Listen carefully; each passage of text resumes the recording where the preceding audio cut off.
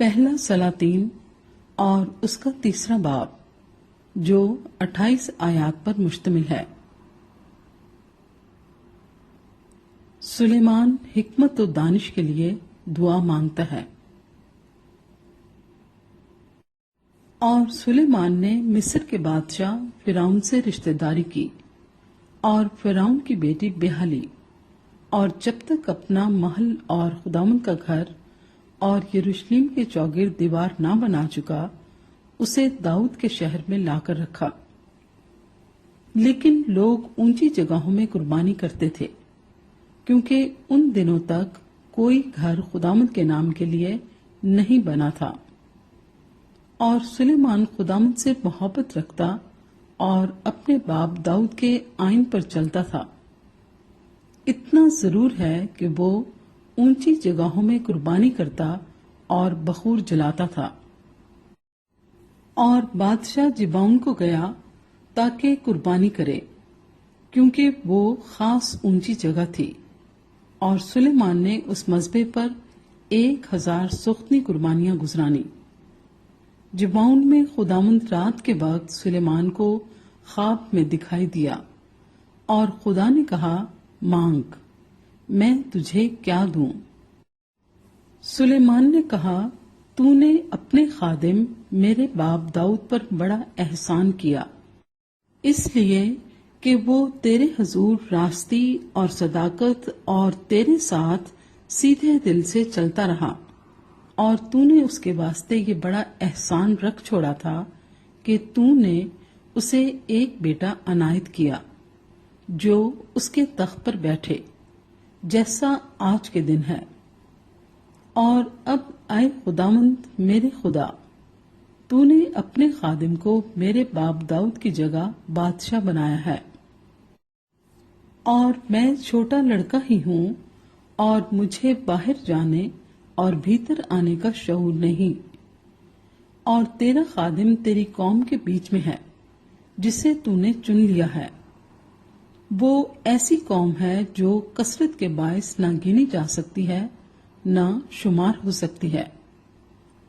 سو تو اپنے خادم کو اپنی قوم کا انصاف کرنے کے لیے سمجھنے والا دل عنایت کر، تاکہ میں برے اور بھلے میں امتیاز کر سکوں، کیونکہ تیری اس بڑی قوم کا انصاف کون کر سکتا ہے؟ اور یہ بات خداوند کو پسند آئی کہ سلیمان نے یہ چیز مانگی، اور خدا نے اس سے کہا، چونکہ تو نے یہ چیز مانگی اور اپنے لیے عمر کی درازی کی درخواست نہ کی، اور نہ اپنے لیے دولت کا سوال کیا، اور نہ اپنے دشمنوں کی جان مانگی، بلکہ انصاف پسندی کے لیے تو نے اپنے واسطے عقل مندی کی درخواست کی ہے۔ سو دیکھ، میں نے تیری درخواست کے مطابق کیا، میں نے ایک عاقل اور سمجھنے والا دل تجھ کو بخشا، ایسا کہ تیری مانند نہ تو کوئی تجھ سے پہلے ہوا اور نہ کوئی تیرے بعد تجھ سا برپا ہوگا۔ اور میں نے تجھ کو کچھ اور بھی دیا جو تو نے نہیں مانگا، یعنی دولت اور عزت، ایسا کہ بادشاہوں میں تیری عمر بھر کوئی تیری مانند نہ ہوگا۔ اور اگر تو میری راہوں پر چلے اور میرے آئین اور احکام کو مانے جیسے تیرا باپ داؤد چلتا رہا، تو میں تیری عمر دراز کروں گا۔ پھر سلیمان جاگ گیا اور دیکھا کہ خواب تھا، اور وہ یروشلم میں آیا اور خداوند کے عہد کے صندوق کے آگے کھڑا ہوا، اور سوختنی قربانیاں گزرانی اور سلامتی کی قربانیاں چڑھائیں، اور اپنے سب ملازموں کی ضیافت کی۔ سلیمان ایک مشکل مقدمے کا فیصلہ کرتا ہے۔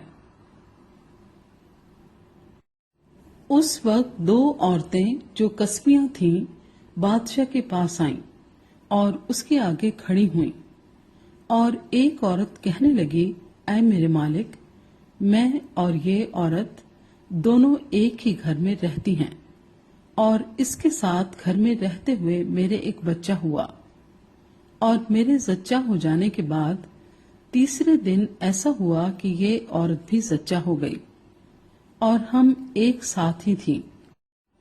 کوئی غیر شخص اس گھر میں نہ تھا سوائے ہم دونوں کے جو گھر ہی میں تھیں، اور اس عورت کا بچہ رات کو مر گیا کیونکہ یہ اس کے اوپر ہی لیٹ گئی تھی۔ سو یہ آدھی رات کو اٹھی، اور جس وقت تیری لونڈی سوتی تھی میرے بیٹے کو میری بغل سے لے کر اپنی گود میں لٹا لیا، اور اپنے مرے ہوئے بچے کو میری گود میں ڈال دیا۔ صبح کو جب میں اٹھی کہ اپنے بچے کو دودھ پلاؤں تو کیا دیکھتی ہوں کہ وہ مرا پڑا ہے، پر جب میں نے صبح کو غور کیا تو دیکھا کہ یہ میرا لڑکا نہیں جو میرے ہوا تھا۔ پھر وہ دوسری عورت کہنے لگی، نہیں، یہ جو جیتا ہے میرا بیٹا ہے اور مرا ہوا تیرا بیٹا ہے۔ اس نے جواب دیا، نہیں، مرا ہوا تیرا بیٹا ہے اور جیتا میرا بیٹا ہے۔ سو وہ بادشاہ کے حضور اسی طرح کہتی رہی۔